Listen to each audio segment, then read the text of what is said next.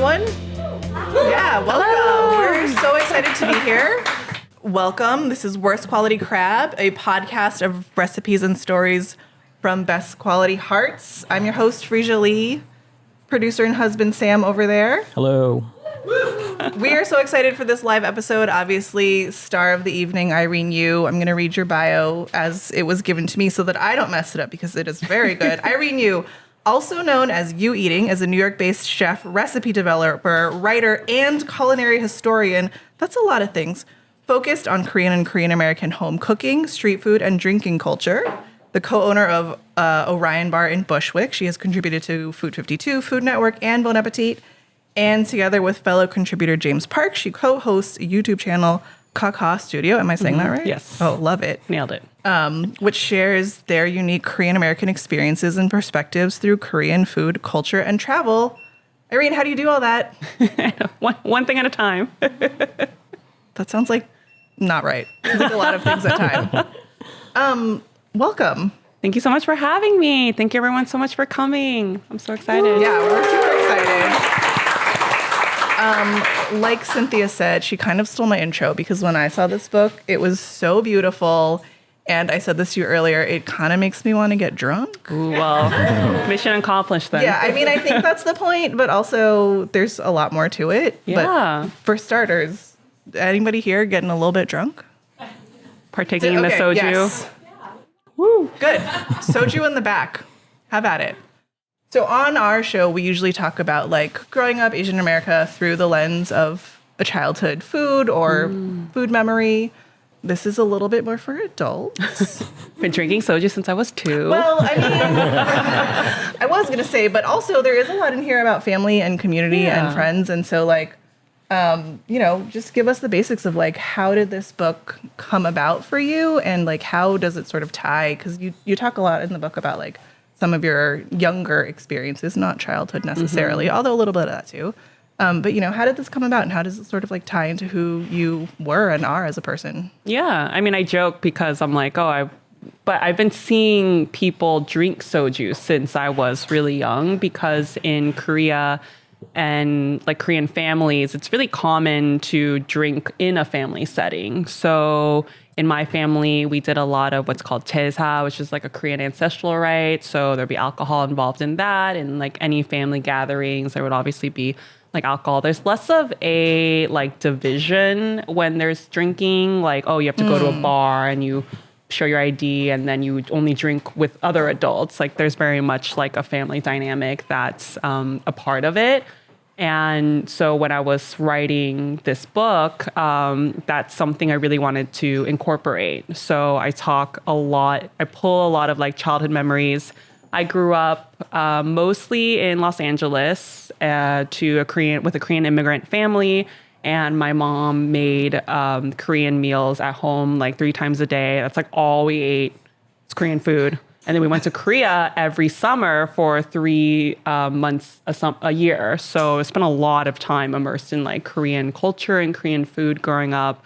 And so there's so many like childhood memories that I had from that. So weirdly, when writing this like very adult focused book, there's so much childhood that's infused in it. Like I actually have like a whole chapter that's just like nostalgia.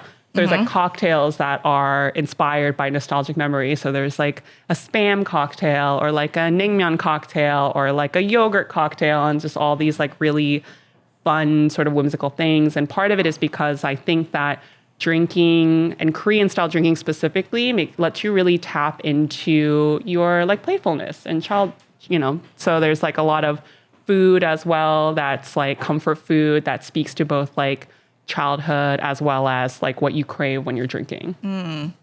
Will you talk a little bit more about the playfulness of Korean drinking? Because just reading the intro, you talk about like this night out with your cousins and it sounds super fun. And also like I'm basically out by line 2 of your intro. Like I can't hang, but it sounds really fun. And so just, if you can expand on sort of the playful aspect and also how a person might keep up who is a little bit of a lightweight.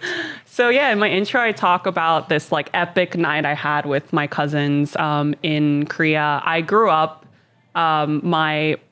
like I mentioned, like sort of straddling like America and Korea. And my mom, who raised us in America. She's actually an identical twin.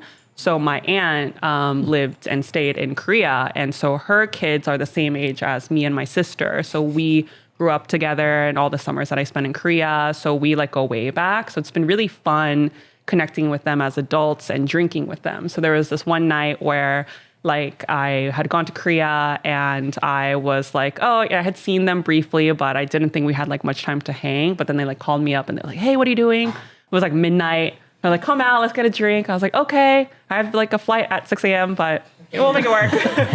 And yeah, we went to like multiple rounds. We went to like a cocktail bar. We went to like an after hours place. We got so drunk we had to like pour one of my cousins into a cab, and then I had to like very drunkenly / hungoverly go to the airport.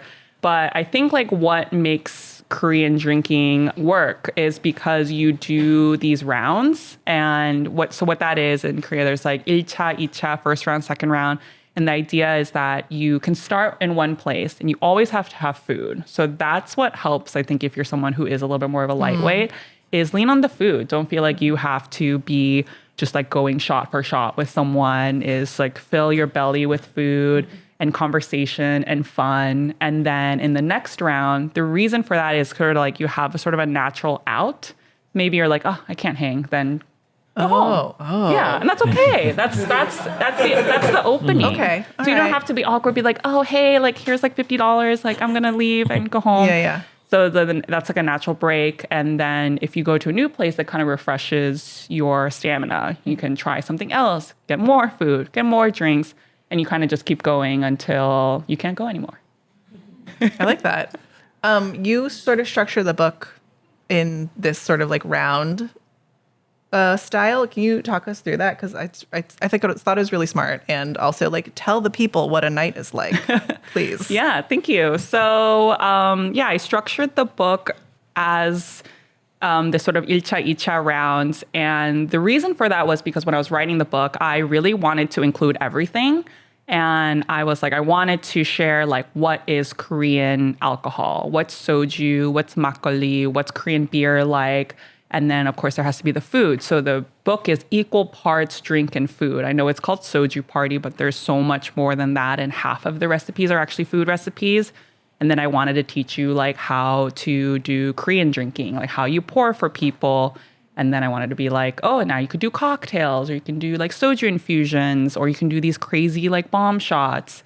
And then eat more food. and then it sort of ends with the hangover section as well. So in Korean culture, like drinking is so significant and important to people's day-to-day that there's both a category for drinking food called anju, as well as a category for hangover, which is called haejang. So there's like haejang guk, which is a type of hangover soup, as well as various like hangover cures. And so the Korean night of drinking, which like, for example, like maybe first round, you would start with like dinner, you would just start to open like a first bottle or two of soju, and then you go to the next place, and then maybe you're going to like a makgeolli bar, maybe you're trying cocktails and you're sort of ramping it up a notch. And then maybe you're going to karaoke for the third round. And then that's when you're like peaking. That's very classic. You're like, I don't know what's going on. Usually this is when I'm like falling asleep in the booth. And then yeah, exactly. And then fourth round, you go get more food and maybe like another bottle or two. And then the fifth round is my favorite, which is usually like go to like a convenience store. Cause you're like, oh, you just feel like, oh, I want to have like one more drink, but I don't want to like go pay like money, or I don't want to go to another place. So you're just like, let's grab some bottles at like the store and go home. And maybe you make some ramen, and then you just like talk until like 6 a.m. until you pass out. So, or get on an airplane. Yeah, or just fly 14 hours home. That sounds like a lot. I understand why you need food between all of the rounds, just for the stamina and sustenance to get through all of that. But it also works because soju and makgeolli and beer, they're all like lower ABV. So it's not like you're, like every time I go to Korea and I do lots of Korean drinking and I feel very like, oh, the next day I wake up, I can do it again. But I can't do that in America. When I come back and then I try to do that with like whiskey and beer, and I'm like, oh my God, what's happening? There's like not as much food and the alcohol is much stronger. So I think what makes that work, the like really long night, is because soju is something that's a little bit more like lower in ABV, a little bit more like palatable, less like it's going to knock you out. I don't know. I feel like sometimes it's going to knock me out. It's a sneaky, lightweight. it's I a know, sneaky it's knockout. sneaky. Is there maybe like a bit of a commute between each stop? Yeah, So, like, you get sober some up a little fresh bit. air? Exactly. You get some fresh air, you walk it off a little bit. I think that helps. Yeah. Is this a young person's game, though? Or is this like on all ages?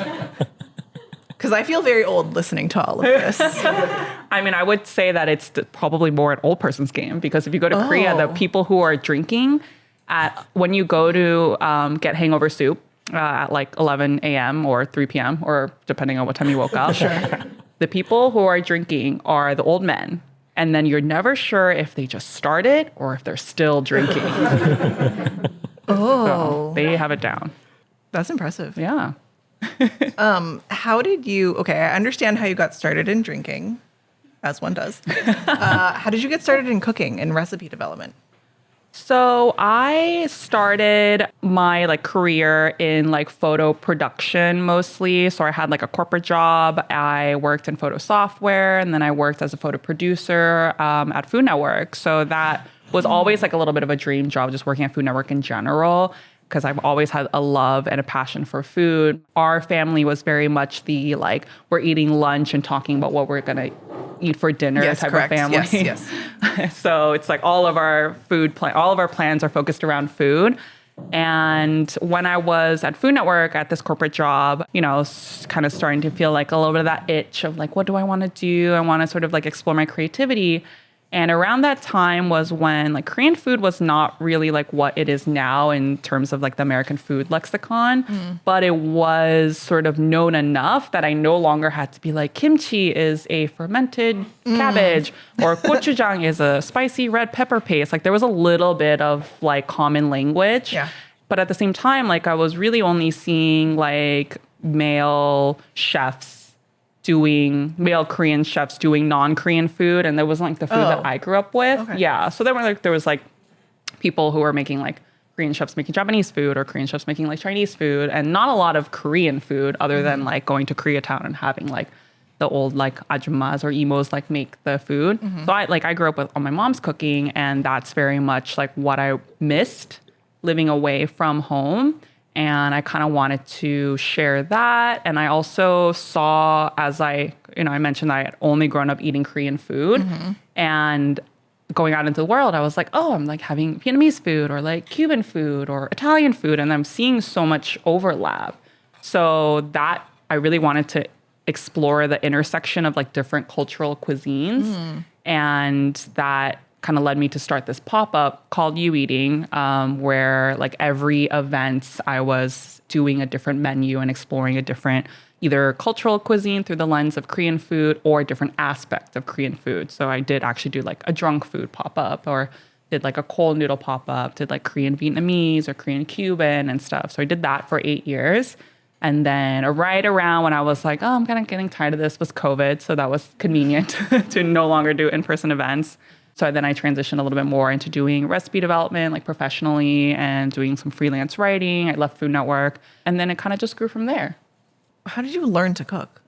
Like, were you just watching your mom in the kitchen and you picked up these recipes and started serving them, or what I was that like? actually learned to cook Italian food first. Oh. So I went to college in Philly, and there's so much good Italian food there. And I like learned about foods I never heard about, like risotto. And I was like, whoa, what's risotto? I was like watching Food Network and being like, oh, okay, so that's like a dish where you have to like stir rice for 45 minutes. So I was like, I want to learn how to do that. So I did that. I learned how to like make bolognese. I learned how to make carbonara, and sort of wanted to sort of master these recipes and have that become like a freehand for myself. So I actually did that first. And then I think more when I was doing the pop-ups, that's when I started to like do the thing where you like call your mom from the aisle of H Mart to be like, Mom, like what salted shrimp should I buy? Or like, what's your recipe for this? And like my mom professes to not be a very good cook, even though she's obviously an amazing cook. But she's a very resourceful cook. So she's someone who, having immigrated here from Korea, she was always really chasing her taste memories. So she was like either something that she grew up eating or that she had at a restaurant, she was trying to recreate at home. So I think I kind of adopted that as well. It's just trying to recreate flavors that my mom made for us, or like flavors that I missed from being in Korea and stuff. So that I think was really a little bit of like trial and error doing that. And then through the pop-ups that really like helped to sort of nurture and evolve my like culinary skills. Did you know that your mom was like chasing her own taste memories as a kid? I found out a little bit more after. Like I actually thought she was taught to cook by her mother. But she said like she left home like too early to really learn that much. So I think she just like in Korea, like you live with your family until you get married. So she did that, and she learned that much from her mom actually. And she just taught herself, and she had a couple cookbooks and stuff. So she would sort of start there and then continue to like iterate and like kind of tweak to make her own flavors and stuff. Like she made her own kimchi for like 10, 12 years. And that was truly like awe-inspiring that she did the whole like kimjang, made kimchi like every like fall. And then we had like jars of kimchi like in the corner of our kitchen. And then she would like, you know, like each one would be doled out like every month. And like, yeah. No separate fridge. Now she did later get a separate fridge because kimchi fridges became a thing. So when that happened, she did that and no longer had to be like on the floor of her kitchen in California. No shade. Yeah. What was it like kimchi. for you being a kid in California and strictly eating Korean food? Like I'm always curious, like you went to school and kids were eating something else, or friends wanted to go, I don't know, hang out at the mall. That's an LA thing in my mind. Yeah. Not necessarily true. But like, what was it like to then, you know, Sparrows at the mall or whatever? Sparrows. I do love me a good Sparrows. So even though like LA is a very like Asian and Korean central, American central place with access now, especially to a lot of really good like Korean ingredients and Korean food, that was less of the case in like the 90s when we first moved there. And also I went to school, like elementary school, middle school, high school, in a very white school system. So there weren't very many like Asians. I didn't realize like how different it was until I started to get older. So at home, like I definitely also had classic like lunchbox experiences where I would bring like kimbap, which is like so innocuous of all the things, just like a rolled, you know, like sushi or like seaweed roll. And then people would be like, ew, what is that? And I was like, okay, well, mom, now we have to you can only pack me sandwiches, like ham sandwiches. And then our ham sandwiches were so bad. They were like, talk about it. Oh, it was like that thing where it was like ham and mayo and lettuce and tomato, which is good when it's fresh. It is not good like 3 hours later. And then like does that thing where like sticks through your mouth and you're like, eh. Oh, everybody knows. Oh, you know. That's a classic. Oh, it's so bad. So then later we learned that, okay, like put the tomato in a separate container, or the tomato lettuce, so that's not wet by the time you like eat it. So it was all a learning experience. Okay. Yes. And also, I don't think it ever crossed my mind or anyone in my family that you could like separate. It would just take it out and not have it. And then I would just have like the plain sandwich that was like meat, cheese, mayo. No thought to be like, oh, put the wet things and then put them in later. So that's a hack. Kudos. Yeah, that's a good hack. No, she only figured that out when I was like 15. So it took It was by the way, I wasn't really even bringing school lunches. Yeah. But yeah, like I remember going to my friend's house when I was like in 10th grade and learning about meatloaf. I was like, whoa, what is this? And like pot roast. And I was like, can you explain further? Like, and I think that's like really piqued my curiosity of like other people's foods or just like my curiosity about food in general. Because like the food that like we grew up eating felt so obvious and commonplace for us. But then going to other people's places and just being really fascinated by like pot roast and like meat and potatoes and like that sort of thing. But then also my parents also had the classic like Korean fear of the smells, like making kimchi jjigae like in the house, and like you can't invite anyone over for 3 days after we've made kimchi jjigae. And even now, like I've been staying in their house for the last couple weeks whilst doing this book tour, and she made kimchi jjigae. She made it in the backyard. And then she also grilled fish, made it in the backyard. And like, I was like, oh, it's like very important for Koreans to have like an outdoor space because like they also don't want to like live with that smell where you're like opening your closet and it smells like fish from 2 days ago. So yeah, that's the food dichotomy is real. It's interesting you talking about like being so fascinated with meatloaf and pot roast because I would imagine that at a certain point, maybe in the 8 years ago, like people were feeling that way about your food. Like, did you have that experience of people sort of trying Korean food for the first time or like more into it and just being like, oh, what is this? Yeah, I really experienced that. Like, I think that's what inspired me to get into doing pop-ups in the first place. Because when I was concepting pop-ups in general, I originally started by doing dinner parties.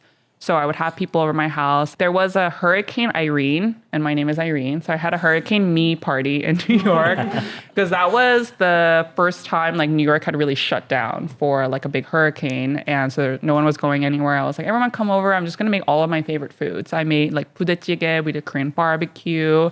And like I made like rice cakes. And that was the first time like I really saw people be like, what is this? This is blowing my mind. Where can I buy this?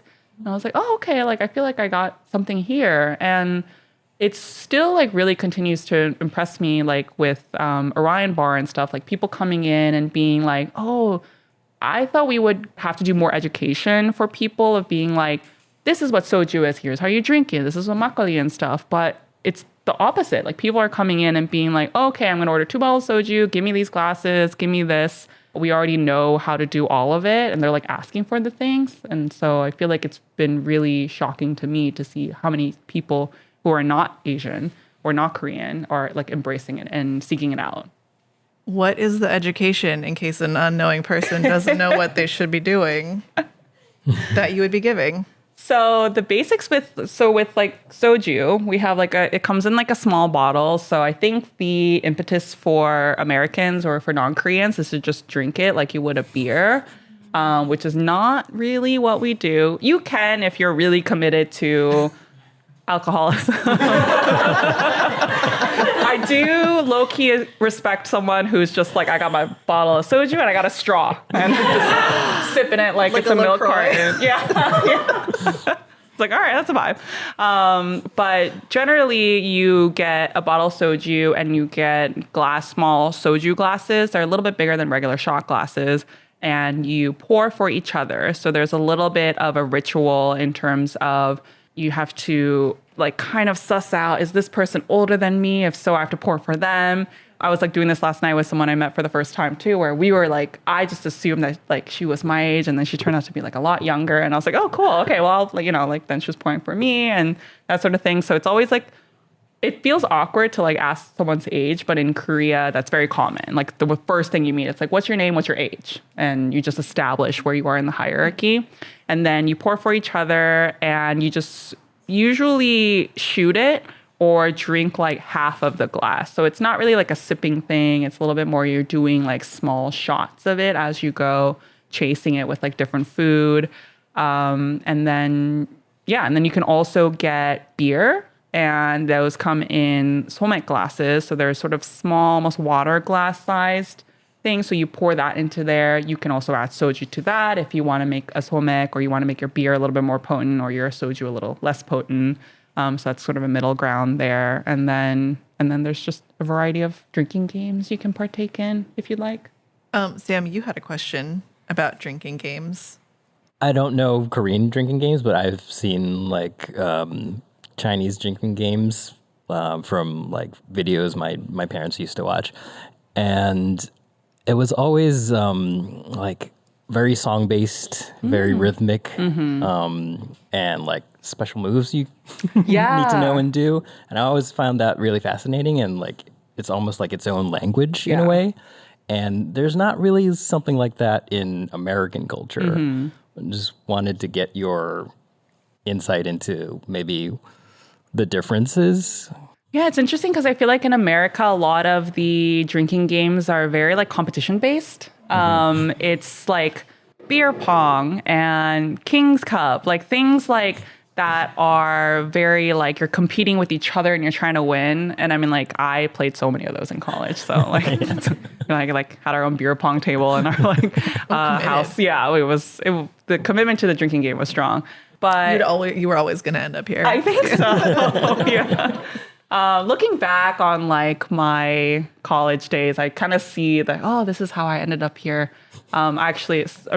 Side quest, but I was a photo and graphic design major. And so for my like senior thesis, I did a sort of like an anthropological study on this fraternity that I was friends with. And so the like crowning piece was like, I brought them over to my house, put them on a seamless, bought lots of beer and like bought like plastic jugs of vodka and was just like, get drunk and I'm going to take photos of you.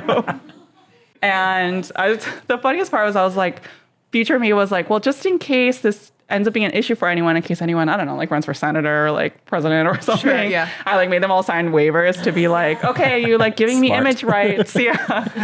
It's art. It's art. Yeah. So I think I was just thinking about that recently. I was like, oh, I do kind of feel like I was always meant to write this book because I was apparently doing it since college.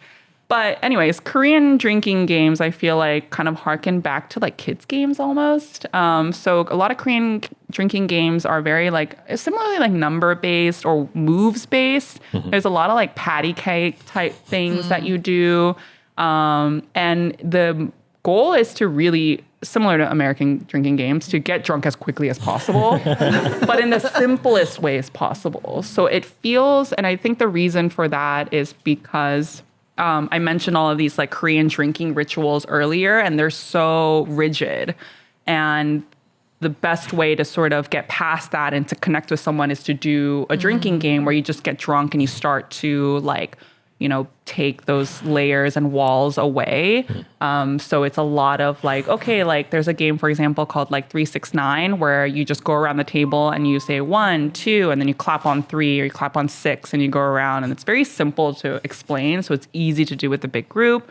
And then it's really easy to get drunk very quickly and to iterate on it. And then there's like ways you can sort of level up the games if it feels like too easy and stuff like that. So it's a good time. Yeah, it sounds great. Sounds like one I'd be good at, shockingly. You talk in the book about sort of like, and just now, about like learning these things, watching your relatives as a kid and sort of like, you know, older cousins and things like that. You are now passing this on to a whole other generation and like audience. How does that feel to like be the mantle bearer? I know. I feel like I'm a little bit of like the nuna or like the onni, like the older sister, like passing it on to people. It's very interesting because like I've been making videos about like Korean drinking online, or I've been like writing about it and stuff. And sometimes people are very much like, why are you doing this? And I'm like, well, we as a people are doing it because it's fun. Like, don't take it so seriously. Like, if you don't want to like do a drinking game, or if you want to just drink like a normal person, that's fine. That's your prerogative. But like, I really enjoy diving into why like Koreans drink like this and how it's such like a big part of like our culture, and sharing that with people. And then also very much being like, you don't have to like do all the things. You don't have to do all the rules. Like, make it your own. It's all just supposed to be fun and like, you know, cheeky. And it's just like a way for us to like have a good time and connect and sort of share. I was thinking about you writing this book and actually just really wondering, like, as you're developing these cocktail recipes, are you just real drunk all the time? Like, how, because like for baking books, right? Like, you make a batch of cookies and it doesn't go well and you share it and you give it to the neighbors and you do that 10 times and it's fine. But like, cocktails is different. Yeah. What's that process like? With food developing and cocktail recipes, it is two very different types of recipe development. Food recipes, it's more time consuming because you have to make the full recipe and then you have to make it again to make changes and so on. With cocktail recipes, it's actually really nice because they're very easy. Like, you mix them and then you drink them and then you're like, okay, I'm going to do a small tweak, and you can do it like a couple minutes later. The downside is with cocktail drinking is there is a quick sort of fall off in terms of when your palate gets very tired and also when you get too drunk. So I actually do enjoy like doing cocktail recipes more. However, when I was writing this book, I was pregnant. So, which was not planned to do it like that. And then we were also recipe developing cocktail and food recipes for the bar that we were opening as well. So I had to do a lot of just like small tasting and spitting or like having my friends taste it. But yeah, I think like the one thing I like was not really able to do was to like drink a cocktail like as the drink kind of dies or gets like, sort of the ice melts and stuff like that, like while I was making it. But we did it. So you never did like a full night's worth of drinking as you were developing? I did when we went through like the recipe testing phase. So then I was like, okay, like then I had the baby and then I could actually drink again. Nice. So then I was able to make some tweaks there. But yeah, I surprisingly did not get drunk writing this book. I'm very impressed. Thank you. Good job, pregnancy, I guess, or something. What's your favorite drink recipe? And then what's your favorite food recipe? My favorite drink recipe right now, I think, is the jujube ginseng Negroni. So that's actually a cocktail that we have on our bar menu as well since we've opened, and it's been like a fan favorite. I really enjoy it because it has a jujube infusion of soju. So soju is a very neutral spirit, and one of the things that I really wanted to include in this book that I think is very underrated is that you can use soju as a way to make other types of alcohol. You can infuse it with dried herbs, fruit, what have you, and create so many other different flavors that then you can use in cocktails. And then Negroni in general is my favorite cocktail. It's my favorite cocktail of choice. So I wanted to sort of infuse like Korean flavors into that. So the jujube soju, a little bit of like ginseng tea powder. It's sort of a Negroni I really enjoyed because it's a little bit medicinal. It's a little bit bitter. So it really reminded me of like Eastern medicine. By layering those flavors into it, I think I made like a really unique, sort of very Korean, but also still very true to the Negroni spirit. Nice. And food? Oh, and food. My favorite food, it's like changes every day. Fair. I feel like, well, let me say, what would I pair with the jujube ginseng Negroni?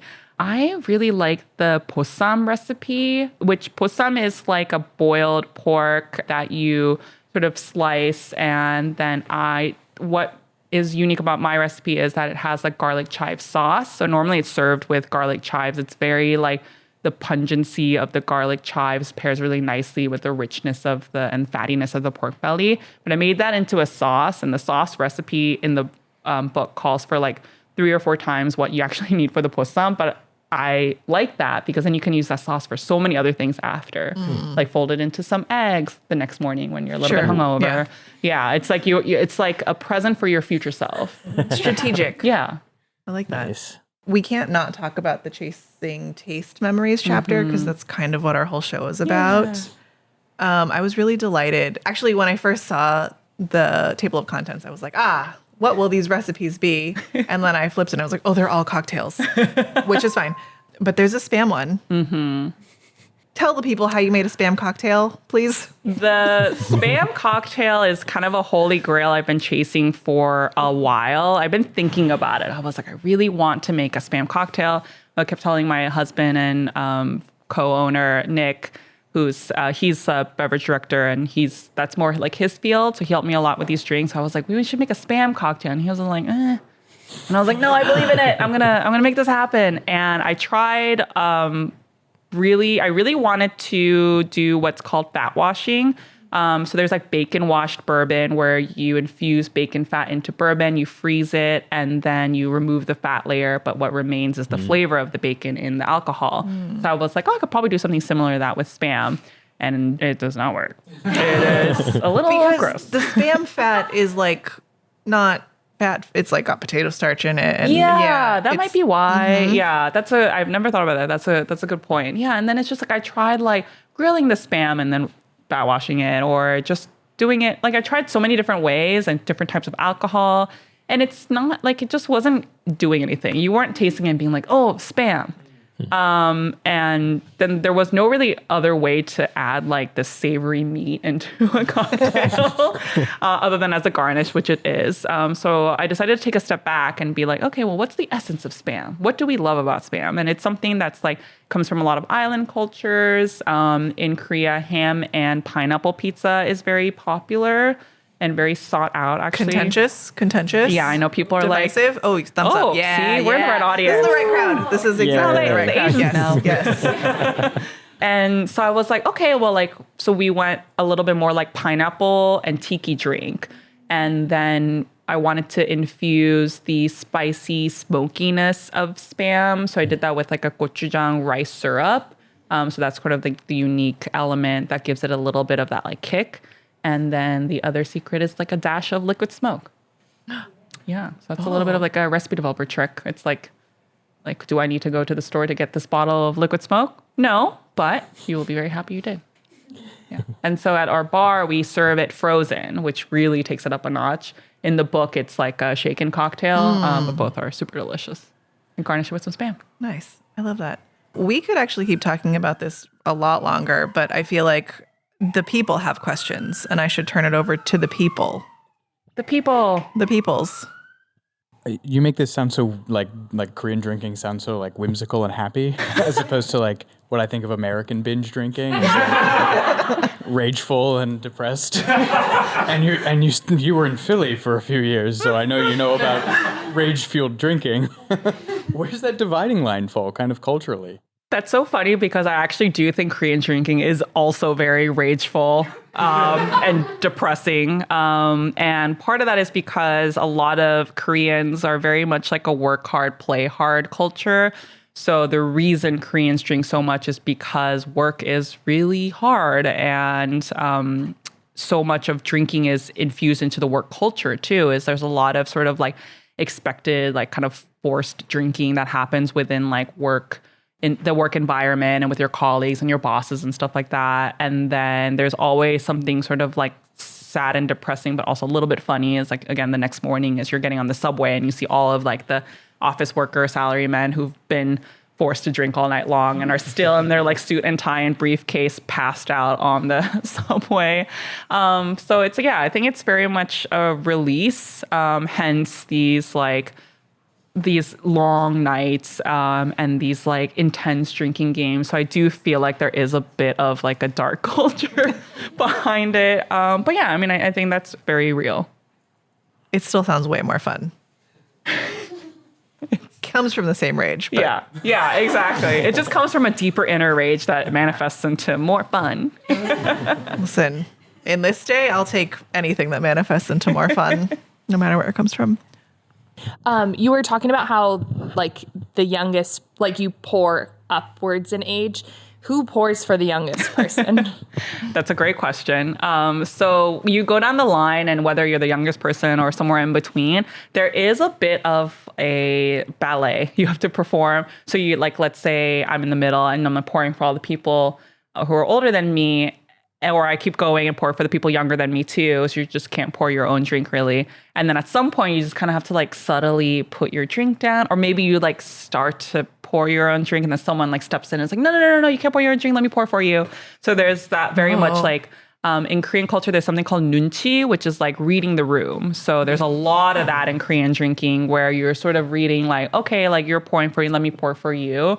But it really works in Korean drinking, in Korean society in general, because there's very much just like everyone is paying attention to what each other is doing. And I really like it because it comes also from a place of really taking care of each other. So it's not about just like, you're younger than me, you have to serve me. It's also a unspoken responsibility of the people older to take care of the people who are younger. So maybe you can't drink as much or something, is to make sure that you're okay, that you get home all right, or that you're eating enough, or like, let me get the tab, like that sort of thing. So there is still very much, I think, a balance. Hi. Connected to your question about American drinking versus Korean drinking, it seems like there are actually bars in Korea that are set up for eating as much as drinking, whereas in America, maybe we'll put out nuts, right? Like, they're not trying to protect you from yourself as much. Do you think the eating culture with the bar culture kind of tips Korean drinking into the a safer, more like, I don't know, paternalistic version of the same actions? Yeah, in Korea, it's the opposite of America, where if you go to, like, let's say a comedy club in America, there's like a 2-drink minimum. Like, that's a common concept. In Korea, it's the opposite, where if you go to a drinking establishment, which is also a place that serves food, there is like a food minimum. So alcohol and soju in general is so cheap in Korea. It's like commonly like perceived to be like $1 a bottle. Nowadays, it's more like 3 or 4, but the restaurants are not making money off of the alcohol, so they have to make money off the food. And it's also just a good etiquette to go somewhere. And even if you're not going to eat it, you still have to order the food. And even if you go to like a more bar style place, they'll definitely give you bar nuts or like chips or just something to snack on. And that's very much like an expected part of the culture, which I do think helps with the alcohol management, the stamina. What else? What's your favorite Food Network show? Oh, that's a deep cut. Is she gonna get canceled for this? No. I really miss the stand and stir. There was a show that I really loved. It was this woman named Claire Robinson, and her like show was called like 5-Ingredient Fix or something like that. Do you remember this? I thought you might say this. Oh, actually. really? For some reason, I was like, "It's the 5-ingredient one." I don't know why I thought that. That's so funny. I think I really responded to it because a lot of my like style with recipe development is I want to be a little bit more simple. I don't want it to be like you have to get like 25 ingredients and use like small bits of it. Like every ingredient has to have like a place. And I like this challenge because this is something I struggle with in my daily cooking is I am not like I'm not a shopper who plans. I just go to the store and I get some things and I come home and I'm like, this does not make a meal. Or I just don't like shopping. So then I'm like, I look in my pantry and I'm like, oh, there's just some sad pasta and this, and what can I make with that? So not quite chopped, because I think like chopped is very much like, it's stressful.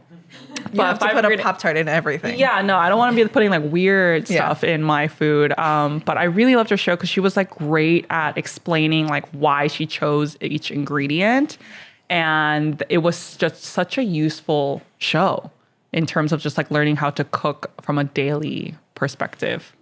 To actually add on to that, like the cocktail recipes in your book are really simple. Like I was reading through them and I was kind of expecting like things I didn't have and things I would have to make. And it was like some of them, my favorite, Yakult, was 3 ingredients, all of which come from a store and 1 measuring cup. It was so perfect. But I was like very surprised that it was so simple. And I was like, I could actually do this? Yeah. Some of that stems from like Korean cocktails that are sort of known in the lexicon. Like Yakult soju is very much like a known and common thing, especially for like people who are like just starting to drink soju, because it's like a way to make it like really palatable, because it's like just sweet and tastes like your childhood. Like what? It's just so funny, the like crossover of just like, I'm a child learning how to drink, so I'm just gonna mix it with things I loved as a child. So there's a lot of that in Korean drinking in general. So the book, it starts with these easy drinks. And most of them are things that already exist in like the Korean culture. Some of them I also made, like there's like a soju caipirinha, which I love a caipirinha because it's so easy to make, but it's also very boozy. So it's like a sneaky one where you just like muddle some lime and sugar, and then you add some soju. But every time I was recipe developing that after having the baby, I would just be like, have 5 of them, and then be like, oh my God, what happened? Wow. And then they sort of go, and then in a later chapter, they go into a little bit more of like an advanced cocktail steps where you have to make like a syrup or sort of just exploring a little bit more like complex tastes. So yeah, I think very much like that's what's fun about Korean drinking is you just can start easy and simple, and it doesn't have to be this like barrier to entry where you're like, okay, I have to have made a syrup 3 days before just to be prepared to make this like one cocktail. But you can also do that if you want to do that. Even the syrup seemed very doable. Yeah. 2 ingredients. Yeah.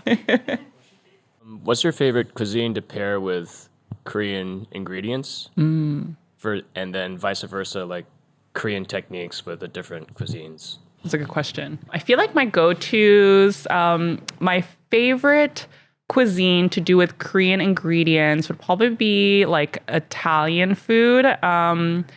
I feel like Italian food is very similar to Korean food, where like if Japanese food is like French food, where it's very like a little bit more like perfectionist-y, maybe a little bit fussy. Italian food is very like country food, home food. It's about like, and Korean food is a lot like that too. It's just about like, like very nurturing, very cozy. And on the flip side, I really love applying like Korean techniques to American Southern food.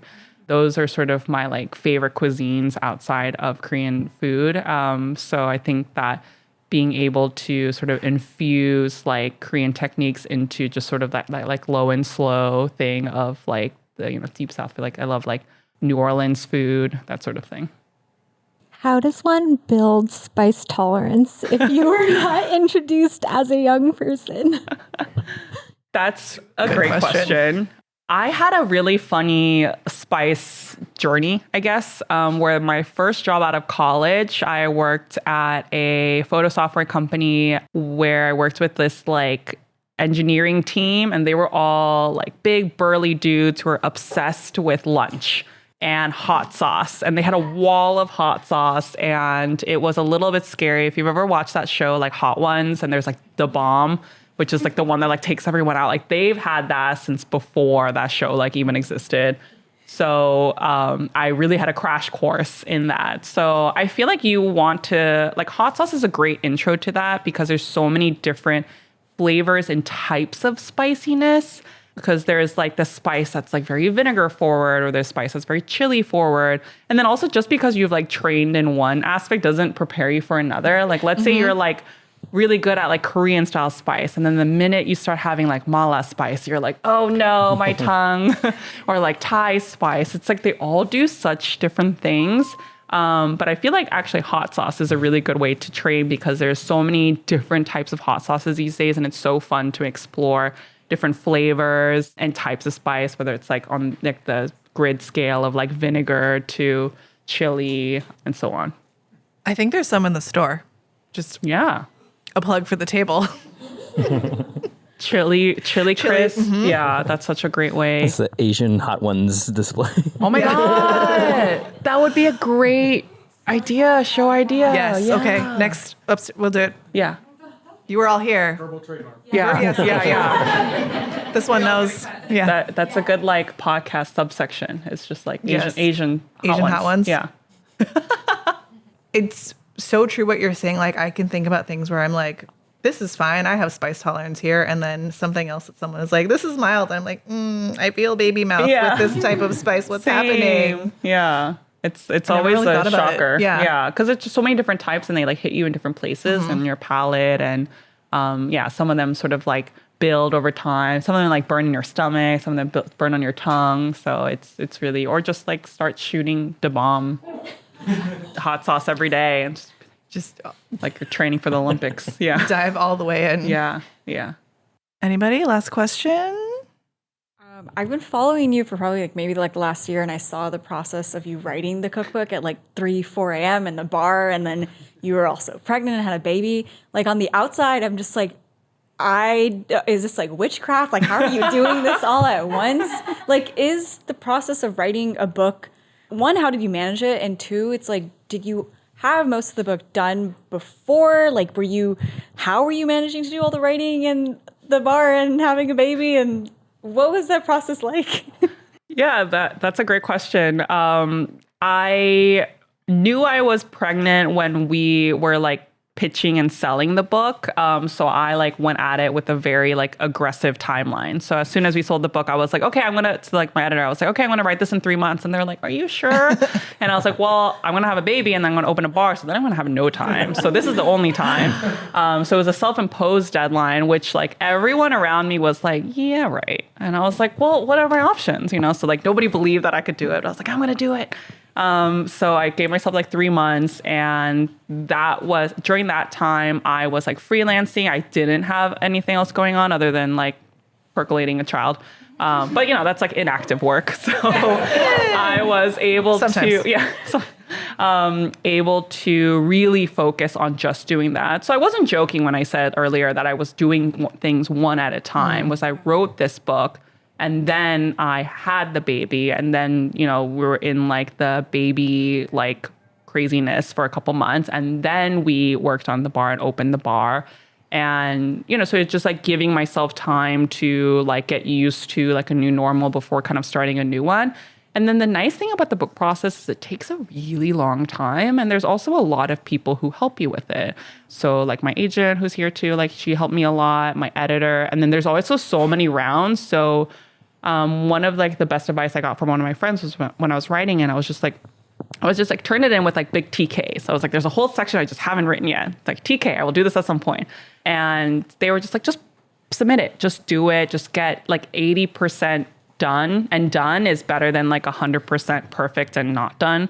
So I really tried to live by that, and then be like, okay, well, I'll figure out on the next one. And then sort of my inactive brain would percolate on it. And then maybe like the problem would solve itself, or I would just be like, you know what, I'm not going to do this, and it's not that important to me anymore. Like my editor like gave me a lot of help, the other people who were working on the book, and it just helped to sort of evolve as it went. And you read it so many times that it's not like a thing where you're just like, I'm writing the book and then I hit the deadline and then I can never touch it again. So that really helps to give you lots and lots of time to like work on it. So it was like a lot of like the 4 a.m. things was like, oh my God, editing was crazy. Like just when like I forgot about the book, and then I'm reading it, and then I'm going back to these TKs where I'm like, oh, well, the reason I didn't write this was the hardest part of the book to write, and now I have to actually write it.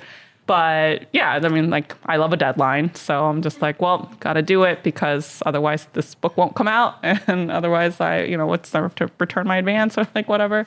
So truly like one step at a time, and like compartmentalizing helped me to get to the finished product. So it's like really amazing to see the book be finished like 2 years later. Yeah. It's giving real big, like, overachieving Asian before finals vibes. I'm not going to lie. I'm a little stressed out just listening. Yeah. But we did it. We're here. You did it. Anything else? Otherwise, I think you're going to sign some books. Yes. Yeah. And you can actually see all of these gorgeous pictures for yourself if you haven't already. And please partake in more Jinro Soju. Jinro's been a very generous sponsor of the tour. I'm also going to raffle off a fun little surprise, so a fun little gift. So I'll do that after this. Great. For our listeners at home, because I forgot this is a live episode, Irene, where can people find you? You can find me at You Eating, that's YOO Eating, on Instagram and TikTok. And you can also find me at Orion Bar in Brooklyn. And you can also find me on YouTube at Ka Studio, which is ka.studio. Amazing. If you would like to find us, we are new to you, our podcast is Worst Quality Crab, and you can find us at worstqualitycrab.com, on Instagram at Worst Quality Crab, or email us, which sometimes people do, worstqualitycrabpod@gmail.com. And we are on Waverly a lot. This is our second studio. Thank you, Cynthia. Thank you all for being here. Thanks, Irene. Thank you so much for having me. Thank you so much, everyone. I want to like drink a lot now. Now we can. Let's go. Great. Yeah. Let's do it. Thank you so much. Yeah.